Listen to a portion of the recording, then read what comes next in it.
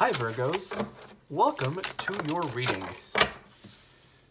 If you're new to the channel, I do timeless readings, which means that whenever you find this video is when you're meant to hear the messages within it. And in case you're interested in subscribing, I upload my new videos for Virgo and Pisces on Saturdays. Also, for those of you guys who are interested, the deck that I'm using today is called The Influences of the Angels Tarot. And as always, if you're interested in a personal reading, the link is in the description below. So just as a heads up, sometimes the cards like to flip over in the deck. I do see them, however, I really only take the ones that have jumped out like these ones have. And now that we have 8 cards, we can get started on your reading. I do want to take this time, however, to remind you guys that if you enjoy the reading, please leave a like or a comment because it's the best way for me to know if it resonates with you guys.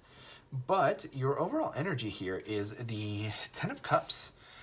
Now, the Ten of Cups is actually a really great card to have, especially as your overall reading, or rather overall energy, because your Ten of Cups talks about emotional fulfillment. Right now, I feel like right now you guys have a lot of stuff on your mind, a lot of things that you're trying to achieve, goals, aspirations, and the Ten of Cups talks a lot of times about that fulfillment, especially when it comes into the context of families, because even just looking at the depiction here that we have, we see a family here, 2 parents, 2 kids, some pets, and there is this sense of emotional fulfillment. And I feel like whatever, you know, the ideal family unit looks like to you, you're sort of taking that step in the right direction. Basically what I mean by that is you're starting to follow your own path right now, and whatever that looks like to you, but whatever it is, it's a positive first step. Because the Ten of Cups, like I said, is that emotional fulfillment. Now, going here into your reading, you have this Page of Swords in reverse, and then you have the Nine of Swords, right? And that's really good energy for me, in particular, because I feel like whenever I see it, you know, a page moving up into the Knight energy, we have this sense of maturity. We have this sense of understanding and learning, right? Because the page is one step below the Knight. Now, the fact that the page is in reverse almost leads me to believe that this page may have in the past been a little bit emotionally immature, or immature when it comes to communication, right? Because the swords talk about communications. So there's this emphasis on it. And because this page is in reverse, it almost leads me to believe that in the past, you or the person that you're dealing with has been in sort of that state of mind, right? A little bit emotionally immature, a little bit on the condescending side, you know, because the page in reverse is a know-it-all, for lack of a better word. When the page is in the upright, they have more of an understanding that they lack certain knowledge, but when it's in reverse, there's an arrogancy attached to this page. And I feel like with the advancement from the page to the Knight here, you're seeing that this person has a lot more of that maturity. And I feel like especially here with this Ten of Wands in reverse, Ten of Wands talks about, at least in the upright, burdens and things that you need to take care of. And I feel like because this person was in this immature energy for so long, you've been sort of in this mode where you take on the brunt of the responsibility, especially here with this Ten of Wands. But the fact that it's in reverse almost leads me to believe that now that this person is maturing, that sort of triggers this Ten of Wands moment for you guys where you can really delegate out your work, where they're able to take on a lot more responsibility, and it's a lot more like a 50-50 approach to the situation. And I feel like for a lot of you guys, this might do with this might have a lot to do with a partner. I feel like you guys feel like you've been sort of mommying your partner for a little bit, and now I feel like they've really sort of got a clue, is kind of the phrase that's coming into my mind, like understood. I don't know why, but I'm getting like the image of takeout, like food, sort of like stopping by a restaurant or something and picking up something to food to go. I feel like that was like a very big habit of them. Perhaps you sent them out to do an errand and they would always mess it up somehow, or maybe they couldn't sort of take the initiative and have dinner ready or something like that. I feel it's very much an energy of like, I told you to do this, why couldn't you get it done? And I feel like with this Lovers card, we're seeing a lot more of that